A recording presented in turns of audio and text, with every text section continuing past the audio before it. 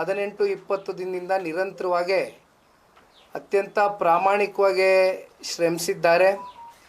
ಅವರೆಲ್ಲರಿಗೂ ಕೂಡ ಮಾಧ್ಯಮದ ಮೂಲಕ ಧನ್ಯವಾದಗಳನ್ನ ತಿಳಿಸ್ತಾ, ಜೊತೆಯಲ್ಲಿ ಬಹುಮುಖ್ಯವಾಗಿ ಮಾಧ್ಯಮದ ಎಲ್ಲ ಚೀಫ್ ಎಡಿಟರ್ ಲೆವೆಲಿಂದ ಹಿಡಿದು ಕ್ಯಾಮ್ರಾಮನ್ಸ್ ಇರ್ಬೋದು, ರಿಪೋರ್ಟರ್ಸ್ ಇರ್ಬೋದು, ತಾವೆಲ್ಲರೂ ಭಾಳ ಸಹಕಾರ ಕೊಟ್ಟಿದ್ದೀರಿ. ಭಾಳ ಸಹಕಾರ ಕೊಟ್ಟು ನನಗೆ ಒಂದು ಪ್ರೀತಿಯನ್ನು ತೋರಿಸಿದ್ದೀರಿ ಯುವಕನ ಪರವಾಗಿ. ನಿಮಗೂ ಕೂಡ ಧನ್ಯವಾದಗಳನ್ನ ತಿಳಿಸ್ಲಿಕ್ಕೆ ಬಯಸ್ತೇನೆ. ಹಾಗಾಗಿ ನಾನು ಎಲ್ಲರಲ್ಲೂ ಹೇಳ್ತಕ್ಕಂಥದ್ದು, ನಮ್ಮ ಕಾರ್ಯಕರ್ತರುಗಳಲ್ಲಿ ವಿಶೇಷವಾಗಿ ಈ ಒಂದು ಉಪಚುನಾವಣೆ ಬಯಸದೇ ಬಂದಂಥ ಉಪಚುನಾವಣೆ ಕೊನೆಯ ಹಂತದಲ್ಲಿ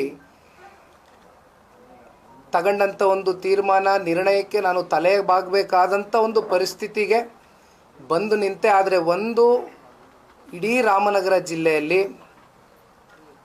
ಸನ್ಮಾನ್ಯ ದೇವೇಗೌಡರನ್ನ, ಸನ್ಮಾನ್ಯ ಕುಮಾರಣ್ಣ ಅವ್ರನ್ನ ರಾಜಕೀಯವಾಗಿ ಇವತ್ತೇನಾದರೂ ಇಷ್ಟು ಎತ್ತರಕ್ಕೆ ಬೆಳೆಸಿರ್ತಕ್ಕಂಥ ಜನ ಇದ್ದರೆ ಅದು ರಾಮನಗರ ಜಿಲ್ಲೆಯ ಜನತೆ. ಹಾಗಾಗಿ ನಾನು ಕೆಲವೊಂದಷ್ಟು ಚುನಾವಣಾ ಸಂದರ್ಭದಲ್ಲಿ ಮಾತುಗಳನ್ನ ಕೊಟ್ಟಿದ್ದೆ. ಅದು ಚುನಾವಣೆಗೆ ಮಾತ್ರ ಸೀಮಿತವಾಗಿರ್ತಕ್ಕಂಥ ಮಾತಾಗಿರೋದಿಲ್ಲ. ನನ್ನ ಚುನಾವಣೆಯ ಗೆಲುವು ಸೋಲು ಇವ್ಯಾವನ್ನೂ ಕೂಡ ನಿರ್ಣಯ ಮಾಡೋದಿಲ್ಲ.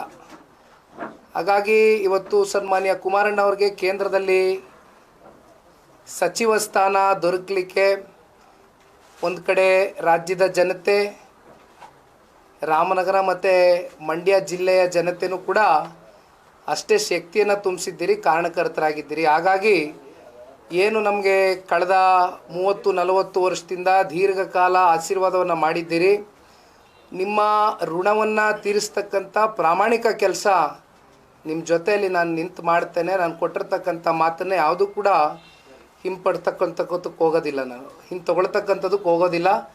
ಇವತ್ತೇನು ಯುವಕರ ಪರವಾಗಿ ಕೆಲವೊಂದಷ್ಟು ವಿಷಯಗಳ ಬಗ್ಗೆ ಪ್ರಸ್ತಾವನೆ ಮಾಡಿದ್ದೆ, ಅವೆಲ್ಲವನ್ನು ಭಾಳ ಗಂಭೀರವಾಗಿ ಪರಿಗಣನೆಗೆ ತಗೊಂಡು ಸನ್ಮಾನ್ಯ ಕುಮಾರಣ್ಣ ಅವರ ಜೊತೆಯಲ್ಲಿ ನಾನು ಈ ಜಿಲ್ಲೆಯ ಒಬ್ಬ ಮಗ ಅಂತಕ್ಕಂಥದ್ದು ನಾನು ಭಾವಿಸಿದ್ದೇನೆ. ಕಾರಣ ಇವತ್ತು ನಾವು ಇಲ್ಲಿ ಪ್ರೆಸ್ ಮೀಟ್ ಕರೆದಿರೋದು ನಮ್ಮ ಬಿಡದಿ ತೋಟದ ಮನೆಯಲ್ಲಿ. ತೋಟ ಖರೀದಿ ಮಾಡಿದ್ದೆ 85ನೇ ಇಸ್ವಿ. ಹಾಗಾಗಿ ನಾವು